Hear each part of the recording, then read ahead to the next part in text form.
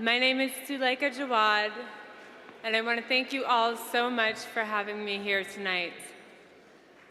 I'm 24 years old, and I'm a cancer survivor.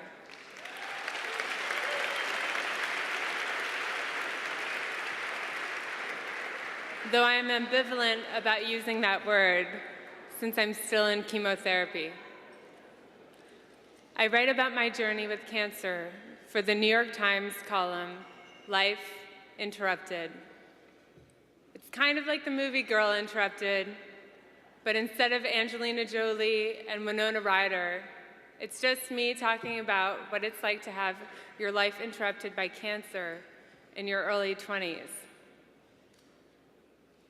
This is the largest crowd I've ever spoken in front of. But rest assured,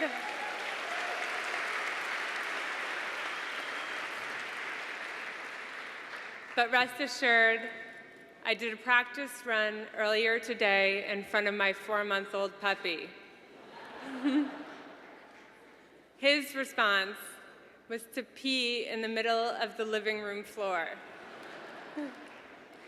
So, ladies and gentlemen, I have big expectations from this audience.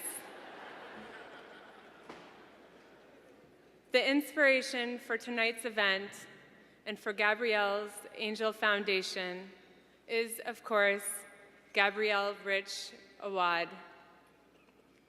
In the past 2 years, Gabrielle has become my personal inspiration. When I first learned Gabrielle's story, I was struck by the many similarities between us, starting with our almost identical last names. Hers is Awad, and mine is Jaouad. That's J-A-O-U-A-D. Cancer's scary, but there's real fear in the eyes of English speakers when they are forced to pronounce 4 vowels in a row. I'm sure Gabrielle could relate. But the similarities between Gabrielle and me don't stop there. We both went to school in Switzerland, share a love of film, fashion, and foreign languages, and we both had long, wavy brown hair. But we also share a terrible disease, and the fact that we were both diagnosed with cancer in our early 20s. I like to think that if she were alive today, we would be friends. I feel a deep connection to her and her family, and I couldn't be more honored to be here tonight, paying tribute to Gabrielle. But let me tell you briefly about my story, which when I tell it still feels like I'm watching a horror movie. In 2010, I had just graduated from Princeton with highest honors, signed my first lease on an apartment, and started my first job. Other than the occasional cold or flu, I'd never been sick before. After all, youth and health are supposed to go hand in hand. Disease was something that only happened to other people, older people. I certainly never expected to hear those 3 words, "You have cancer." I was just 22 years old. But I've always been accused of being an overachiever, and this is true for my cancer diagnosis. I had a high-risk type of blood cancer that is extremely rare for my age group.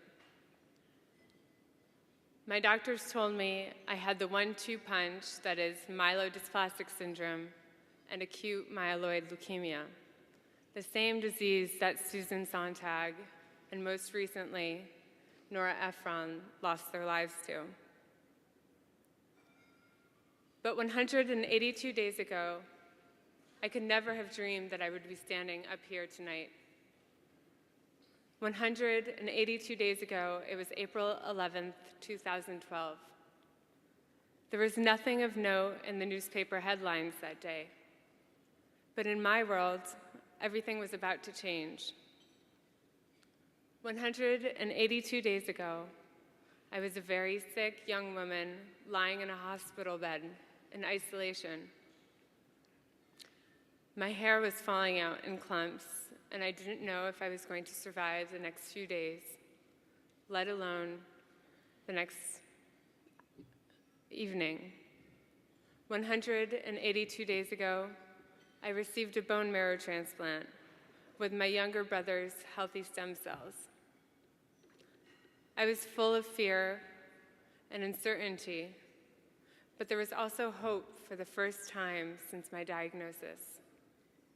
Hope that one day I might dream of a future, a time when I might be able to let my hair grow long and to go back to being that healthy, carefree young woman.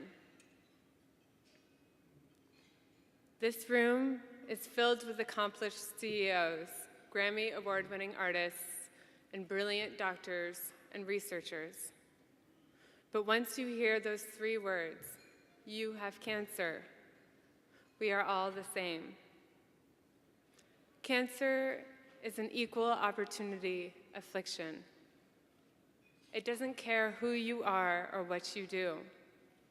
With all of our differences, old or young, male or female, rich or poor, we are all survivors who are here on this earth for a short time. What matters is what we do to make the most of each day. I think it's easy to be discouraged by investing in cancer research. We don't always see the results firsthand. But I'm standing here before you tonight, having enrolled in several experimental clinical trials and having gone through one of the riskiest procedures that exists, a bone marrow transplant. I'm alive today because of a cancer community that cares and acts on its caring. I wouldn't be here if it weren't for the incredible advances in medicine made possible by organizations like Gabrielle's Angel Foundation.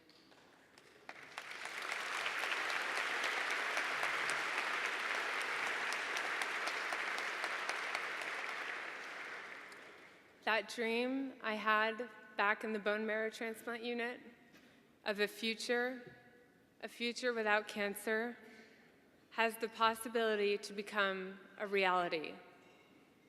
After almost 2 years of nonstop chemotherapy and a life-saving transplant, I can finally say that I am now cancer-free.